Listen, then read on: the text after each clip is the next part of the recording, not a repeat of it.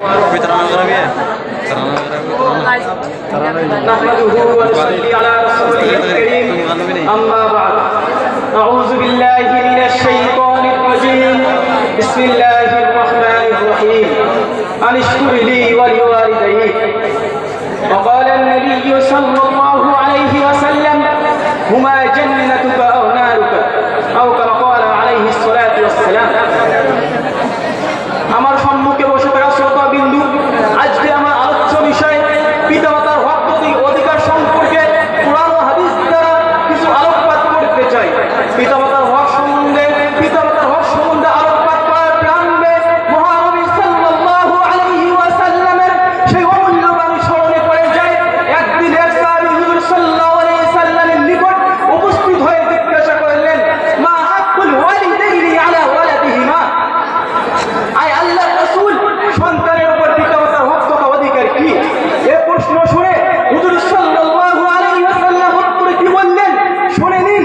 হুজুর সাল্লাল্লাহু আলাইহি ওয়াসাল্লাম উত্তরে বললেন, হুমা জান্নাতুকা আও নার, উভয় তোমার জন্য জান্নাত অথবা জাহান্নাম।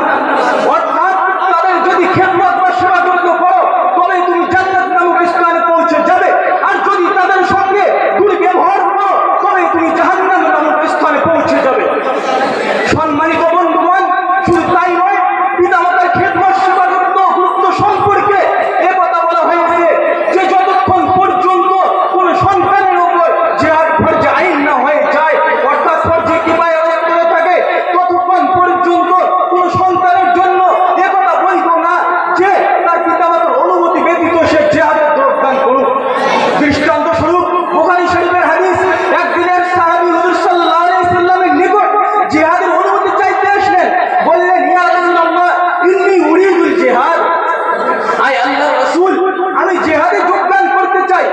এই প্রশ্ন শুনে হুজুর সাল্লাল্লাহু আলাইহি ওয়াসাল্লাম সে সাহাবীকে বললেন, হাইয়ুল আবাওয়াই, তোমার কি পিতামাতা জীবিত আছেন? সে সাহাবী বললেন, না ইয়া রাসূলুল্লাহ, জি হ্যাঁ, আয় আল্লাহর রাসূল, আমার পিতামাতা জীবিত আছেন।